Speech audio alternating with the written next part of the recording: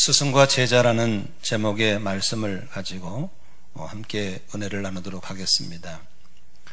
사람은 이 세상에 출생하여서 죽을 때까지 모르는 것은 배우며 살고 또 아는 것은 가르치며 살아야 되는 것입니다. 그래서 로커라는 사람은 이렇게 말했습니다. 인간의 마음은 출생할 때는 하얀 백지와 같이 태어난다라고 얘기했습니다. 유명한 칸트라는 사람은 인간은 교육을 통하지 않고는 인간이 될 수 없는 유일한 존재다라고 했습니다. 그리고 사람은 반드시 교육이 필요하고 또 교육을 받아야만 되는 것입니다. 솔로몬은 잠언서 22장 6절에 마땅히 행할 길을 아이에게 가르치라. 그리하면 늙어도 그것을 떠나지 아니하리라 라고 했습니다. 배우려 하지 않은 사람은 스스로 짐승이기를 자처하는 것이고, 배우기만 하고 배운 것을 가르치기를 거부하는 사람은 자기밖에 모르는 독선자가 된다는 사실입니다. 원하든 원치 않든 우리 인간은 배우는 학생이 아니면 가르치는 스승으로 삶을 살아야 하고, 더 아름다운 것은 배우면서 가르치는 삶을 계속 살아야 되는 것입니다. 오늘 5월 15일이 마침 주일이라서 스승의 날 기념으로 우리가 좀 은혜를 생각해 보고 싶습니다. 스승의 날 기념이라고 해서 특집 방송들이 나오고 있는데, 중고등학교 교사들을 상대로 조사를 해봤더니 언제가 가장 힘드냐고 그랬더니 학생들한테 폭언이나 심지어는 직접 간접 폭행을 당한 경험이 있는 선생님들이 꽤나 많다는 사실을 발견할 수 있었습니다. 얼마나 가슴 아픈 얘기인지 모릅니다. 한때는 우리나라가 선생님의 그림자도 밟지 않았다고 했던 그런 나라에서 이제 학생들이 선생님을 폭언하고 폭행을 저지르는 그런 시대가 되었다는 것에 대해서 암울한 미래를 볼 수가 있는 것입니다.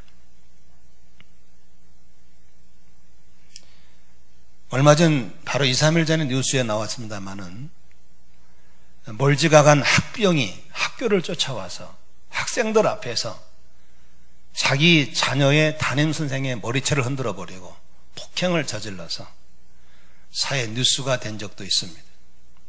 그 선생님은 너무나 괴롭고 힘들어서 우울증 증세가 있어서 지금 병원에 치료를 받으면서 교사직을 영원히 관둘까를 생각하고 있다는 그런 뉴스를 접하면서 암울한 우리나라 현실을 볼 수가 있는 것입니다. 학교에서나 가정에서 교회에서 스승과 어른의 권위를 회복하는 것은 참으로 시대적으로 매우 중요한 시대라고 생각합니다. 배우는 사람 입장에서는 우리에게 수없이 실망을 줬던 교사들, 어른들 세계에서 당신들이 그렇게 했기 때문에 우리가 그렇게 할 수밖에 없지 않느냐 이렇게 말할 수도 있습니다. 어느 쪽이 문제이기 전에 우리는 지금 좋은 스승이 필요한 시대고 또 좋은 제자가 필요한 시대란 사실을 부인할 수가 없습니다.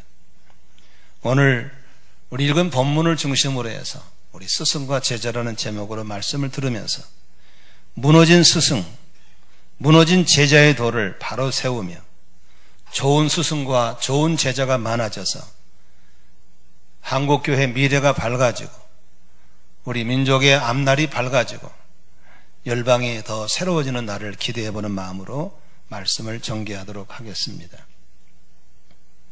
우리가 살아가면서 만나야 할 복 중에서 많은 복들이 중에서 좋은 선생을 만나는 것은 매우 중요한 복이라고 생각합니다.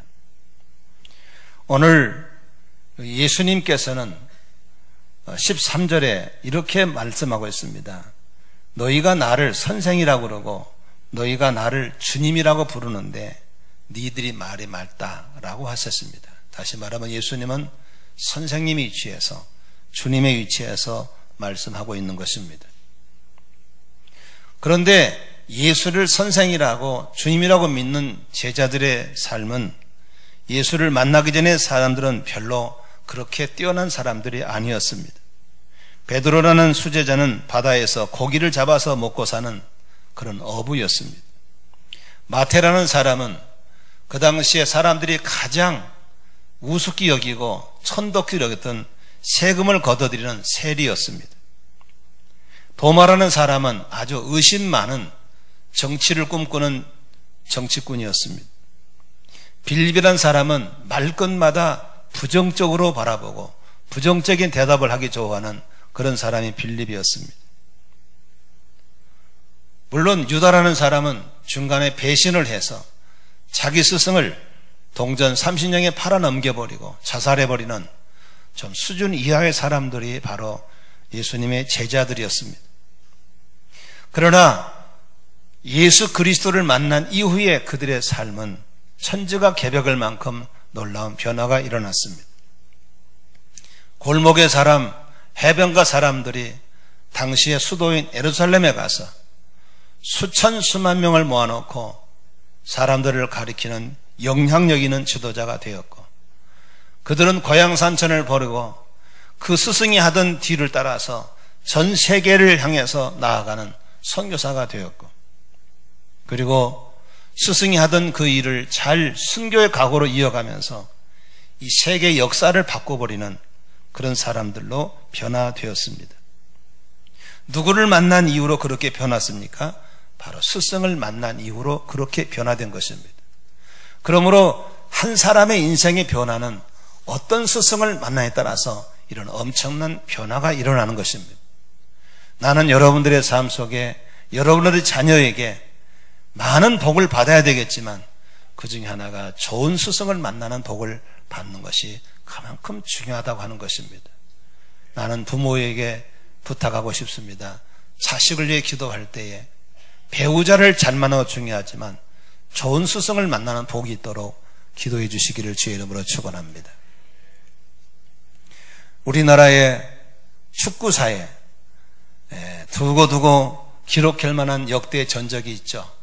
이 자그마한 나라에서 전 세계에서 월드컵 축구 경기에서 4등을 했다라고 하는 것은, 여러분, 이것은 전에도 없었고 후에도 없을 만한 대단한 기록이죠.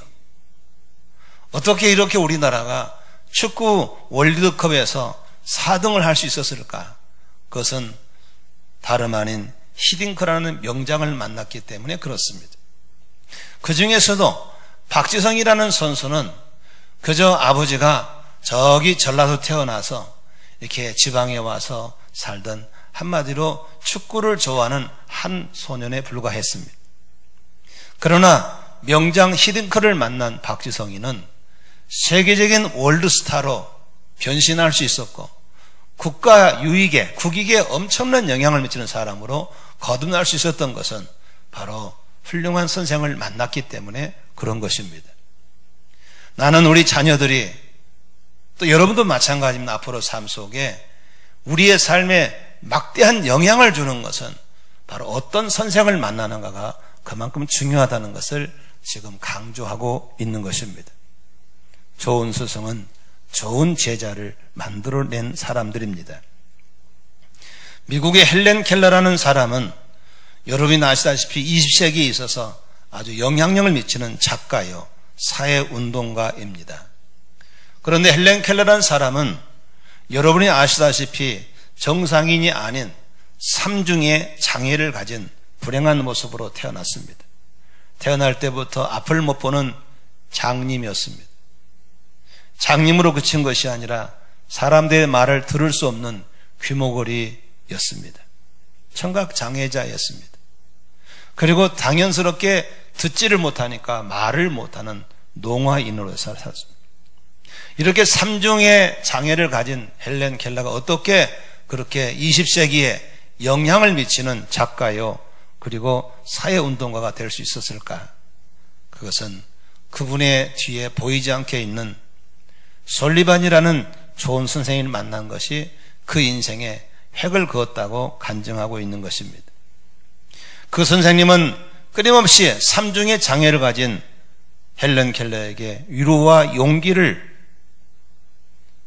주었던 것은 말할 수 없는 것이고, 친절한 가르침으로 장애를 극복하고 가장 멋있는 인생을 살아갈 수 있도록 그에게 영향을 주신 분이 바로 솔리반이라는 선생님이었습니다. 여러분, 좋은 선생님은 좋은 제자를 만들게 되어 있습니다. 좋은 사람이 되려면 좋은 스승을 만나는 것이 이렇게 중요한 것입니다.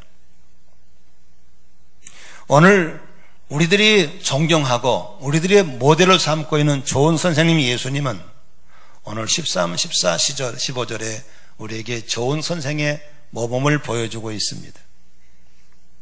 13절에 너희들이 나를 선생이라고 그러고 나를 주라고 그러는데 그건 사실 맞다라고 하시면서 14절을 한번 읽어보겠습니다. 시작. 내가 주와 또는 선생이 되어 너희 발을 씻었으니 너희도 서로 발을 씻는 것이로니라. 여기서 주님이요 선생인 내가 너희들의 발을 씻었다라고 얘기하고 있는 것입니다. 다시 말하면 좋은 선생님은 발을 씻어주는 선생님이십니다. 여기서 많은 사람들이 이 본문을 가볍게 여길 수 있습니다. 왜냐하면 본문 상황을 모르면 그렇습니다. 이 성경을 기록할 당시의 문화 속에서의 선생님은 우리가 생각하는 선생이 아닙니다. 그림자도 밟지 않을 만큼 대단한 시대의 선생님입니다. 우리가 생각하는 함부로 그냥 지나가다가 쥐어쥐어하는 그런 수준의 주가 아닙니다. 그들의 삶을 내어 던질 만큼 순종해 존경에 맞지 않는 주가 바로 이 당시의 주고 이 당시의 선생인 것입니다.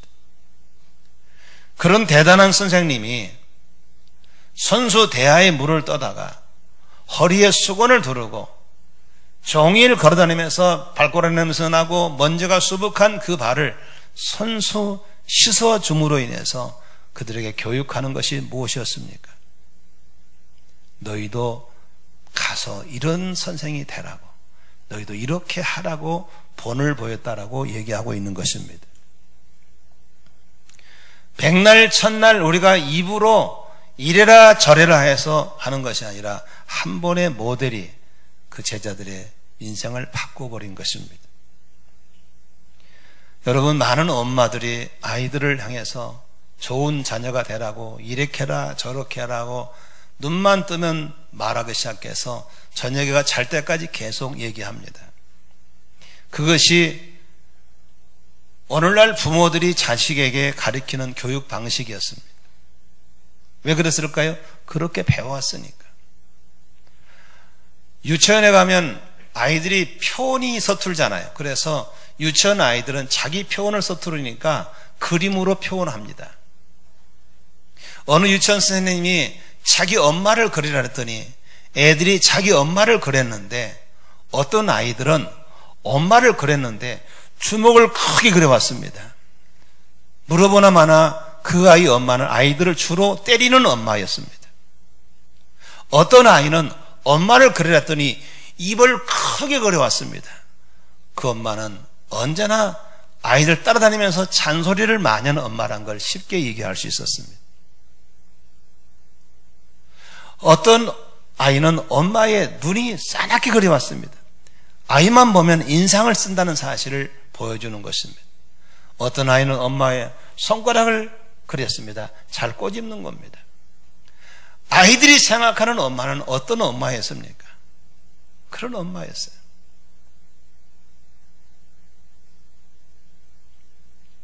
왜 지금 우리 그렇게 가르치는가? 우리가 그렇게 배웠기 때문에 그렇습니다. 그러나 우리 예수님은 그렇게 하지 않았습니다. 선생님인 그분이, 주님인 그분이 그렇게 선수 제자들의 발을 씻어주면서 너희들도 이렇게 해야 된다라고 본을 보여주신 것입니다.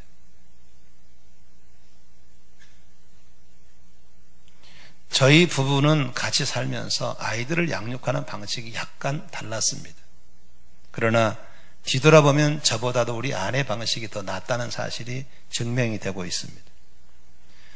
저는 우리 아이들을 가끔씩, 자주는 아니지만 기도 좀 해라, 성경 좀 보라는 얘기를 가끔은 했습니다.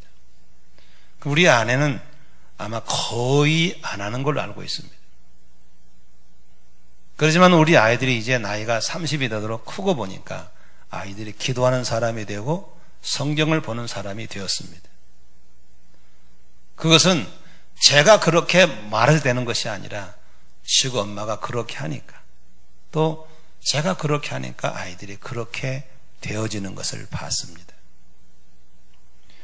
여러분, 여기 계신 부모님 여러분, 자식들이 훌륭히 되기를 원하는 것은 모든 부모의 바람인 줄 압니다. 우리 예수님처럼 그렇게 삶으로 본을 보이는 그런 부모가 되시기를 축복합니다. 그렇다고 해서 삶으로만 가르치는 것이 교육이냐? 그렇지 않습니다. 또 우리가 아는 것을 입으로 전달하는 것도 필요합니다. 디모데후서 2장에 보면은 바울이 디모데에게 이렇게 말합니다. 내 아들아, 그러므로 네가 그리스도 예수 안에는 은혜 속에서 강하고 또 내가 많은 증인 앞에서 내게 들은 바를 충성된 사람들에게 부탁해라. 저희가 또 다른 사람들을 가르칠 수 있으리라. 그렇습니다. 또 우리가 전해서 가르칠 수도 있는 것입니다. 그러나 중요한 건 우리 좋은 선생님이 예수님께 배우는 것은 보여주는 것보다 더 좋은 교육은 없다는 사실을 볼 수 있는 것입니다. 예수님은 위대한 스승으로서 우리에게 섬김의 본을 보여주셨습니다. 예수님은 위대한 스승으로서 사랑의 본을 보여주셨습니다. 예수님은 위대한 스승으로서 고난의 본을 보여주셨습니다. 저는 우리 성도들을 쭉 양육하면서 볼 때 어떤 사람은 항상 지각합니다. 더더들도 말고 딱 5분 지각합니다. 그러니까 찬송가 한 절 부르면 들어옵니다. 버릇입니다. 어떤 사람은 두 번째 찬송 부를 때 들어오십니다. 그것도 버릇입니다. 어떤 교사는 20년 이상 교사를 하면서도 항상 지각합니다. 오늘도 10분 지각했습니다. 제가 공개적으로 얘기했습니다. 그랬더니 노력하겠다고 그럽니다. 참 안 됩니다. 그러면 그렇게 지각하신 분들은 자녀나 제자들한테 지각하면 안 돼. 시간 잘 지켜야 돼. 병날 첫날 해도 바뀌지 않습니다. 아멘이시죠? 본인이 바뀌면 제자들은 바뀌게 되어 있습니다. 아멘. 저는 우리 장로님들이나 우리 권사님, 성도님들을 거의 제가 다 양육해 왔습니다. 저분들에게 틀린 모습은 저분들께 아닙니다. 바로 저기에 있는 겁니다. 저를 돌아보는 겁니다. 그렇지. 저 부분은 저분께 아니야. 바로 내 거야. 여지 없습니다. 정확한 정답입니다. 우리는 가정교회로 전환하면서 내 기둥이라는 기둥에다가 교회를 세우는 겁니다. 첫째는 영혼 구원입니다. 두 번째는 사람들을 제자 만들 때 삶으로 보여줌으로 제자를 만드는 겁니다. 세 번째로는 섬기는 것으로 리더십을 세워나가는 겁니다. 네 번째로는 은사별로 사역을 배치하는 것입니다. 저는 이 정신이 너무 좋다고 생각합니다. 너무나 성경적이기 때문에 저는 힘들지만 이것을 선택했습니다. 왜냐하면 제가 올라가서 하나님께 상 받는 것은 이것밖에 없다고 생각합니다. 우리 모두 영혼 구원에서 삶으로 보여줌으로 제자를 만드는 그런 교회가 되었으면 좋겠습니다. 스승과 제자는 언제나 제자는 스승을 존경하고 스승은 제자들을 섬김으로 세워져야 합니다. 제자들의 발을 씻긴 선생님은 그 예수님은 제자들을 섬기는 모범을 보여주시는 것입니다. 너희들도 선생이 되어서 이렇게 제자들을 섬겨야 되듯이 너희도 사람들을 섬길 때 이렇게 섬기는 마음으로 제자들을 가르치라고 해주신 것입니다. 오늘날 교육에 왜 이렇게 타락해 버렸을까 돌아봤을 때 맘모니즘입니다. 돈이 들어온 겁니다. 교육으로 돈을 시키고 좋은 시설 교육 기자재로 현대를 이루어가는 것이 교육이라고 생각한 것입니다. 부모님들은 자식을 교육시키기 위해서 새벽부터 늦게까지 돈을 보다 들이대는 것이 좋은 교육이라고 생각했습니다. 선생님은 아이들을 섬김의 대상으로 보는 것이 아니고 돈의 대상으로 보는 것입니다. 오늘날 그런 가운데 만모님이 들어온 이후로 교육은 쑥대밭이 되어버렸습니다. 아이는 부모도 버리고 선생도 버리고 교회도 방치해버리는 그런 가운데 우리의 순수한 아이들은 먹칠이 돼가면서 사회에서 만모님에 의해서 밀려나고 말았던 것입니다. 세계에서 제일 우수한 민족이 바로 유대 민족이라고 합니다. 노벨 수상자의 22%, 즉 480명 중에 93명이 바로 유대인이라고 합니다. 세계 200대 재벌의 15%가 유대인이라고 합니다. 미국 의회 정치의 10% 이상이 바로 유대인이라고 합니다. 미국 변호사와 의사 세계 30%가 바로 유대인이고, 법대 의대 교수의 50%가 유대인이고, 언론사, 예술가, 과학자 등의 각 분야에서 최고의 두각을 드러내는 것은 단연코 바로 유대인이라고 합니다. 어떻게 적은 숫자의 소수민족이 이렇게 전 세계의 머리가 될 수 있을까? 그것은 부인할 수 없는 유대인만의 특별한 교육, 쉐마 교육 때문에 그렇습니다. 선생의 말씀이 그대로 받아들여지고 그 말씀에 따라 모든 것이 결정되어지는 이런 유대인의 쉐마 교육 방식, 철저하게 입으로 가르치지 않고 삶으로 가르치는 그런 쉐마 교육, 바로 이것이 오늘날 유대민족을 세웠다는 사실을 볼 수 있는 것입니다. 유대인들은 선생님을 랍비라고 부릅니다. 이 랍비라는 말의 뜻은 한번 따라 하실까요? 위대하신 분, 존경할 사람, 그런 뜻입니다. 그래서 유대인들에게 있어서 랍비는 위대한 사람이고 존경할 사람으로 생각하고 있는 것입니다. 오늘날 우리 아이들이 선생님을 향해서, 어른을 향해서 위대한 분, 존경할 사람으로 받아들일 수 있다면 우리 아이들은 다른 각도로 교육을 받게 될 줄로 믿습니다. 여러분, 교회도 마찬가지입니다. 저를 보세요. 지금 여러분들은 저를 바라보고 있잖아요. 그러나 저를 바라보고 똑같은 음향을 가지고 소리를 듣고 있지만 여러분들이 받는 은혜는 다 다릅니다. 어떤 사람은 5%, 어떤 사람은 10%, 어떤 사람은 100%, 어떤 사람은 150%를 두고 갈 수 있습니다. 이유는 뭔지 아세요? 소리가 달라서가 아닙니다. 저와의 관계가 무너져 버리면 안 들리는 겁니다. 앞에 서서 가르치는 저분의 나와의 사이에서 존경할 분, 위대한 분으로 안 보이면 절대로 들리지 않게 되어 있습니다. 그래서 마귀는 언제나 그 사람을 짓밟기 위해서 관계를 깨버리는 겁니다. 너무나 많은 사람들이 부모와 자녀가 깨어져 있습니다. 선생님과 제자가 깨어 있고 교회 와도 강단과 해중서의 관계가 깨어져 있기 때문에 안 들리는 겁니다. 콧방귀 핑핑 끼면서 낙선하고 있으면서 잡담하다가 가버리는 겁니다. 안 들리는 겁니다. 유대인들의 교육은 이 부분을 철저하게 지켰던 것입니다. 선생님은 제자들 앞에서 존경할 만한 사람으로 살았고 위대한 분으로 자리를 지켰습니다. 그리고 철저하게 제자들은 선생님을 향해서 위대한 분, 존경한 분이라는 마음밭을 유지할 수 있었습니다. 여러분, 거기에 어찌 교육이 안 되겠습니까? 여기 계신 부모님 여러분, 자기들이 입만 열면 이렇게 말할 수 있어야 됩니다. 엄마 아빠 나는 정말 존경스러워요. 나는 엄마 아빠가 너무 존경스러워요. 나는 엄마 아빠를 통해 태어난 게 너무 감사하게 생각해요. 이런 말을 수시로 안 듣는다면 무슨 말을 해도 그 아이는 여러분들이 교육시킬 수 없습니다. 그 아이 마음밭은 이미 사탄에게 빼앗겨버린 겁니다. 나는 학교 가서 우리 선생님이 가장 존경스러워요. 나는 교회 가면 우리 선생님이 가장 존경스러워요. 나는 교회 가면 이분이 정말 존경스러워요. 존경스럽고 위대한 분이 없어진다면 그 사람의 교육은 절대로 안 되는 겁니다. 저는 똑같이 말씀을 전하지만 어떤 분들은 저한테 피드백을 보냅니다. 목사님 너무 감사합니다.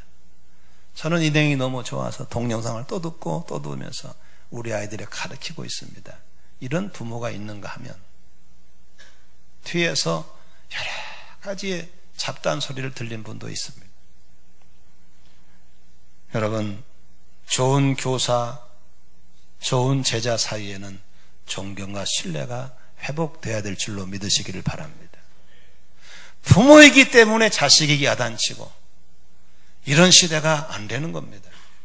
우리는 존경받는 어른들, 그 아이들이 우리 부모를 바라볼 때 가장 위대한 분으로 볼 수 있는 눈이 있기를 주의 이름으로 축원합니다.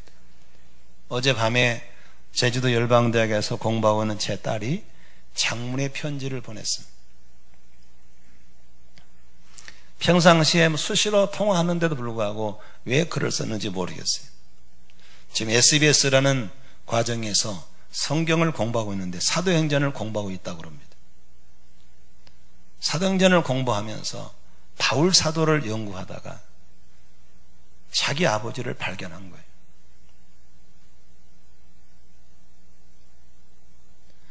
그러면서 기도실에 가서 한없이 울면서 자기 아버지를 발견했다는 겁니다.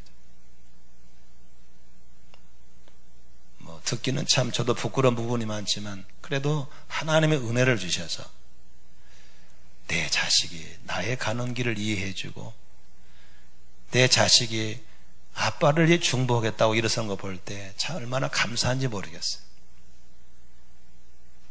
나는 여기 계신 우리 장로님, 권사님, 자제분 모두가 다 그렇게 부모와 자녀의 관계가 회복될 수 있기를 주의 이름으로 축원합니다. 다른 교회를 떠나서라도 우리 교회 교인들만이라도 강단에 서 있는 주의 종을 신뢰하고 강단에 서 있는 나는 여러분들을 더 예수님처럼 섬기겠다는 그런 각오로 그런 교회를 세워나가지 않으면 우리 한국교회는 희망이 없는 것입니다.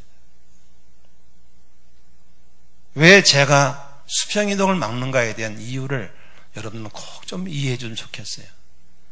주님의 교회는 아무나 올 수 있잖아요.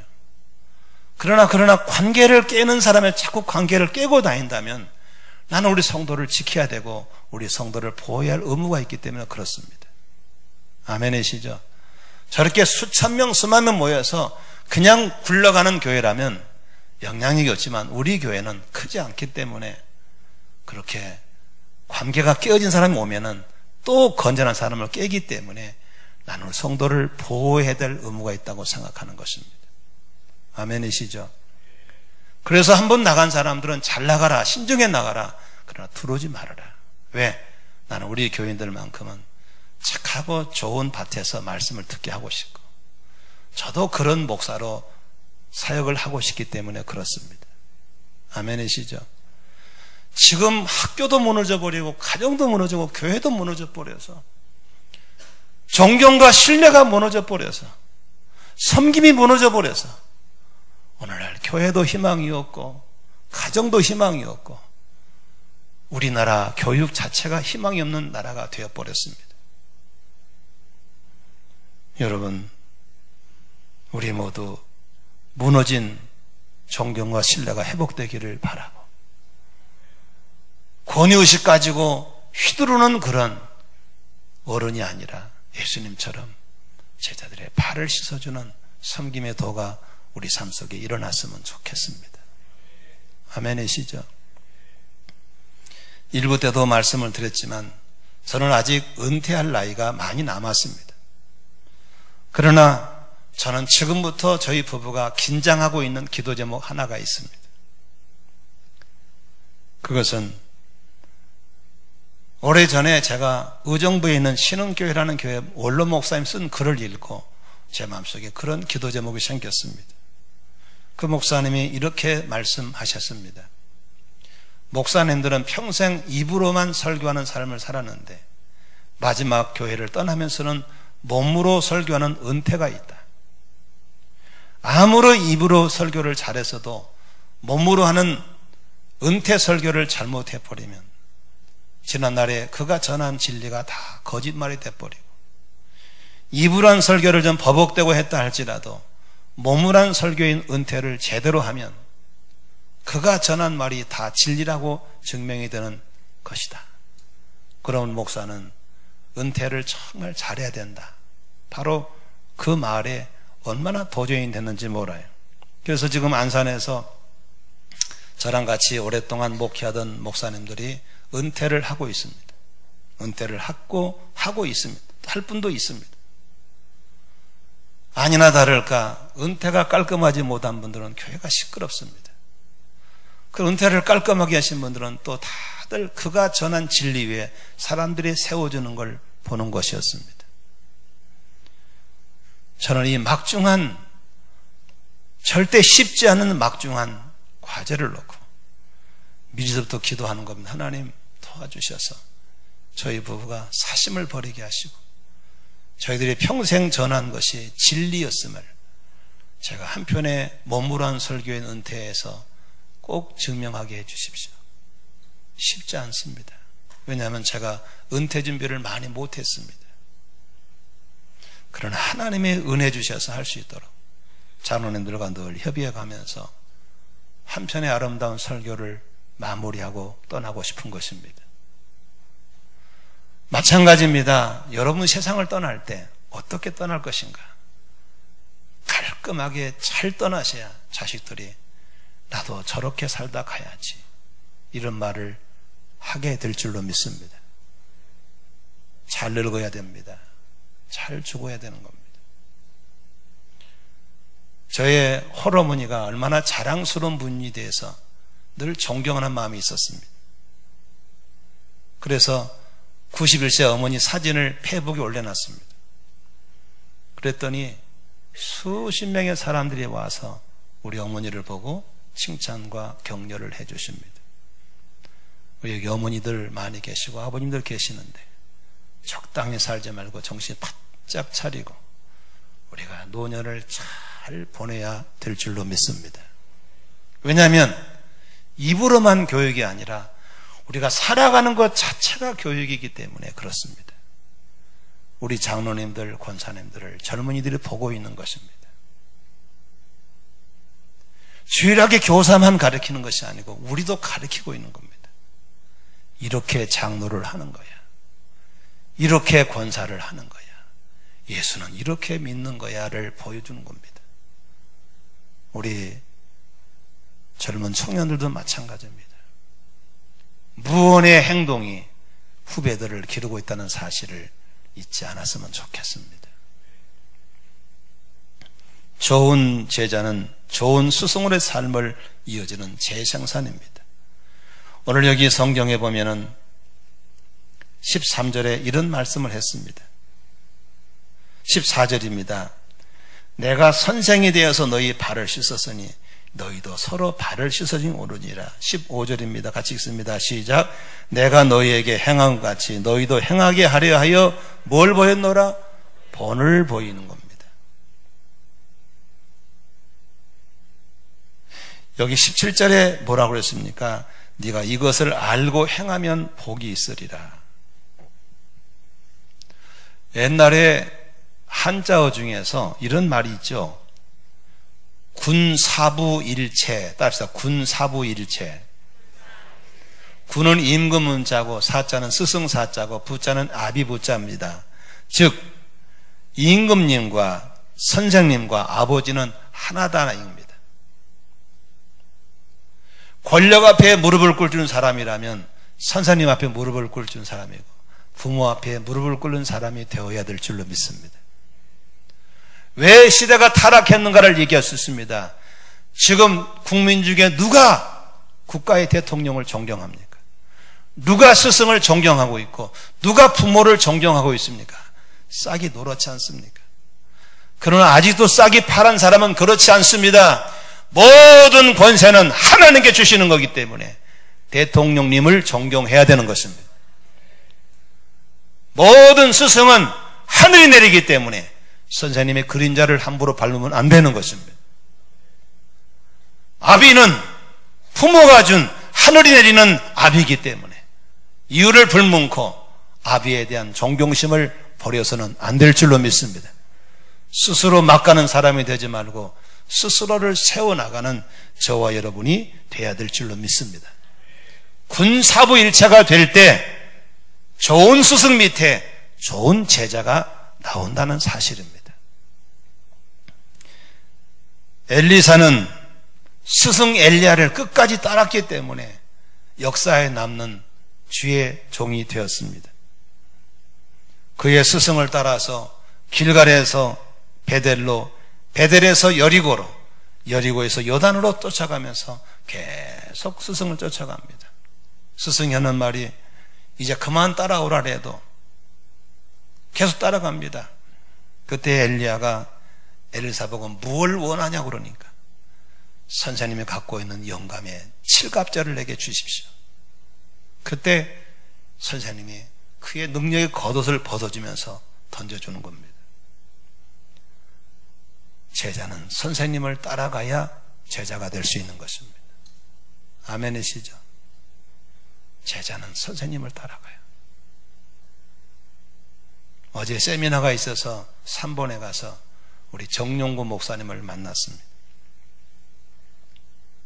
그 친구는 총각 때 아무것도 가진 거 없이 저에게 부임했습니다. 진짜 없어서 나는 그렇게 없는 사람 처음 봤습니다. 정말 아무것도 없었습니다. 그래서 저에게 의전사님 집에 옥탑방을 얻어서 거기에 살면서 냄비에다가 밥 끓여 먹고 저희 아내가 반찬 해다 주면서 저에게 와서 목회를 배웠습니다. 그리고 장가를 가고 애를 낳고 삽니다. 저희 교회에서 주일학교, 중고등부, 청년대학부, 장년부를 매년 거치게 했습니다. 겸손하셔서 저희 성도가 받는 모든 훈련을 기본을 다 거쳤습니다. 그리고 지금 그 교회 가서 수석 목사가 돼 정말 잘하고 있습니다. 어젯밤에 저한테 연락이 왔습니다. 목사님 고맙습니다. 나는 네가 자랑스럽다. 그리고 갖고 있는 모든 자료를 주고받으면서 하여간 그게 좋은 건 다 보내줍니다. 내 것도 좋은 거 자꾸 주고 그러면서 좋은 목회자로 생각해보면서 얼마나 감사한지 모르겠어요. 나는 여러분들의 삶 속에 여러분과 똑같은 분신도를 많이 만들어낼 수 있기를 주의 이름으로 축원합니다.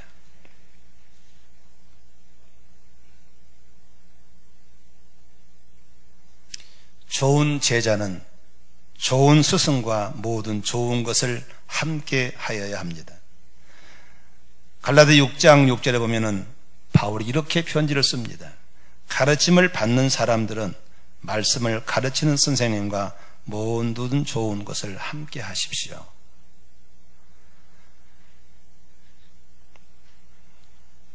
제자는 선생님에게 좋은 거 있으면 먼저 갖다라. 같이 나눈 겁니다. 선생님 잡숴 보세요.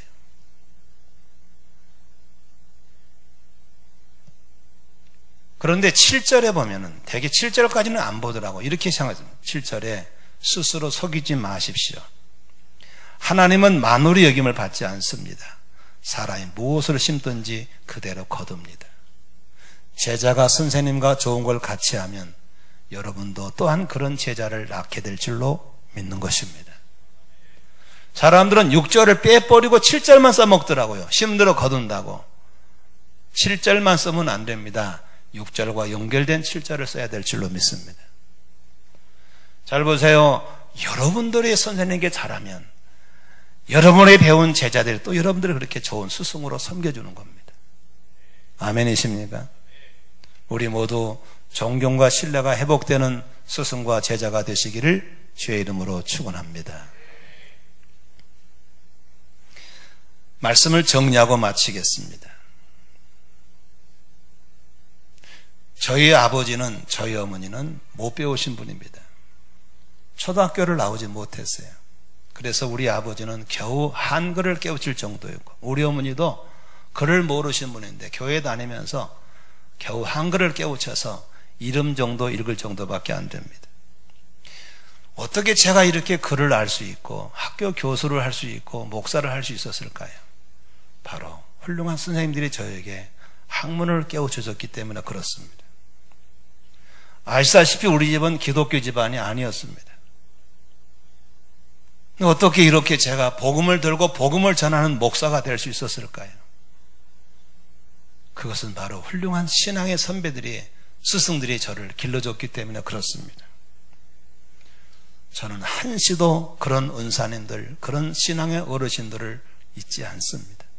왜냐하면 그분들이 저를 생명처럼 아끼고 사랑하고 가진 걸 전해줬기 때문에 제가 있을 수 있었던 것입니다. 저는 한 번 선생님을 잊은 적이 없습니다. 제 5학년, 6학년 때 저를 담임하신 분이 양갑성 선생님이십니다. 늘 제가 존경하는 마음으로 중학교 때도 선생님을 찾아가고 고등학교 선생님 찾아가다가 객지로 나온 이후로는 선생님 가끔 전화만 드릴 뿐이지 찾아뵙지를 못했습니다. 그 선생님은 남이 가지 않은 오지를 주로 다니면서 낙도에 주로 선생님으로 계셨습니다.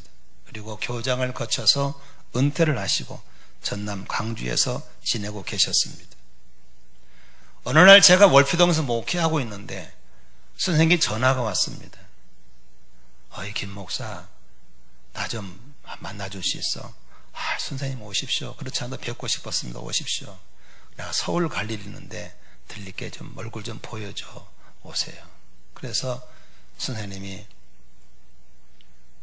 무려 30여 년 만에 보게 됐어요. 그래서 저희 부부가 가서 한정식 집에 가서 음식을 잘 차려놓고 큰 절을 올려드렸어요. 선생님 너무 고맙습니다. 제자가 이렇게 잘 커서 한 사회의 지도자로 일하고 있습니다. 많이 드세요. 그러는데 음식을 많이 못 드시는 거였어요. 그저 웃기만 하고 좋아하시고 용돈을 들여서 보내드렸어요. 그런데 얼마 있잖아 선생님이 돌아가셨어요. 알고 봤더니 선생님이 암이 걸리셔가지고 일산의 암병원에 오셔서 길에 저를 들리신 것이었어요. 얼마나 마음이 아픈지 모르겠어요. 좀 더 일찍 뵀더라면 좋았을까요? 좀 더 일찍 찾아갔더라면 음식을 잡수실 수 있었는데 그런 마음이 생겼어요. 물론 다른 사람에 비해서 저는 선생님들을 잘 챙기는 편입니다. 그러나 이렇게 나이가 들고 보니까 은사님들이 다 돌아가시고 별로 없어요. 지금 대학 교수님 중에는 2분 정도가 살아남으셔서 그것도 80이 중반을 되셔서 병에 시달리고 계시기 때문에 늘 전화는 드리고 있고, 저를 신앙으로 지도하신 은사 목사님은 또 은퇴하고 계셔서 우리들에게 좋은 모범을 보이고 있는 분이 계시죠. 언제나 전화드리고 지금도 은원 드리고 살면서 선생님의 사랑과 은혜를 잊지 않고 있습니다. 재미있는 것은 그렇게 살아가는 저에게 좋은 제자들이 일어나고 있다는 사실을 보는 것입니다. 내가 왜 이런 간증을 하냐면 여러분 절대로 나를 길러주신 어르신들과 스승들의 은혜를 잊지 않기를 바랍니다. 그러는 우리를 통해서 또 다른 제자가 일어나고 있다는 사실을 보는 것입니다. 믿으시면 아멘 하십시다. 이것이 바로 갈라디아서의 바울 사도의 가르침이 바로 이것인 것입니다. 너희를 가르치는 자와 모두 좋은 걸 감개해라. 사람이 심은 대로 거두리라. 아멘. 오늘 스승의 날을 맞이해서 존경받는 스승이 되시길 바라고, 그리고 나와 똑같은 제자들을 길러내는 역사들이 일어나서 우리 사회가 더 밝아지기를 바라고, 우리나라가 희망 있는 나라가 되기를 바라고, 우리 교회가 한국교회의 희망으로 일어날 수 있기를 주의 이름으로 축원합니다. 아멘. 우리 옆사람 인사하십시다. 좋은 스승이 되시고 좋은 제자가 되십시오. 인사하겠습니다. 기도하고 예물 드리겠습니다. 하나님,